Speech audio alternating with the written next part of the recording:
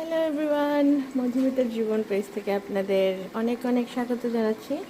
তো আজকে এই বিশাল বড় হাঁড়ি দিয়ে আমার ছেলে মেয়ের স্কুলের টিচারদের জন্য টার্কিশ রাইস রান্না করলাম। এই যে সম্ভাস বাগার, আমাদের সিলেটি ভাষায় বাগার বলে যায় না, শুদ্ধ ভাষায় কী বলা হয়। তো এইটা আমি দিব একটু পরে, এটা লাল হওয়ার পরে। তো টার্কিশ রাইস বানালাম। আর এই যে এটাকে হচ্ছে পটেটো পাকোড়া বানাবো।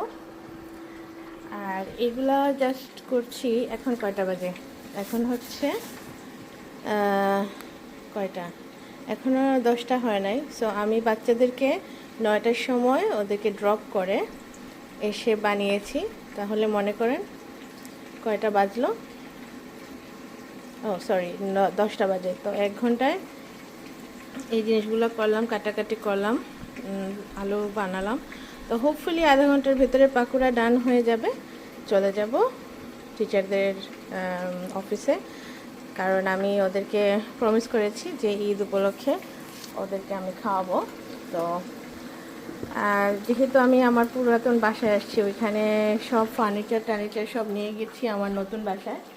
সো এখানে বলতে গেলে কিছুই নাই, তারপরেও যা যা ফ্রাই প্যান তারপরে হাঁড়ি পেয়েছি এগুলো দিয়ে রান্না করার চেষ্টা করেছি। তো একটা কথা আছে না, যে রাঁধে সে চুলো বাঁধে। সো রান্নার আইডিয়া থাকলে উপস্থিত বুদ্ধি খাটিয়ে অনেক কিছুই করা যায়। তো এটাই ছিল আমার ভিডিও করার মূল উদ্দেশ্য। ধন্যবাদ, পাশে থাকবেন।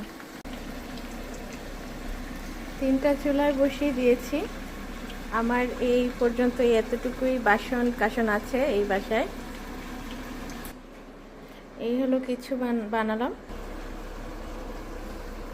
টার্কিশ রাইস অ্যান্ড দেন এগুলো সালাদ বানানোর কথা ছিল, কিন্তু ফ্রিজে সো এই যে স্কুলের দিকে চলে যাচ্ছি।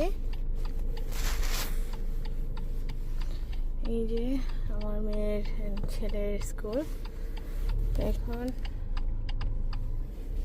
এখন এই যে ব্যাক গার্ডেনের দিকে চলে যাব।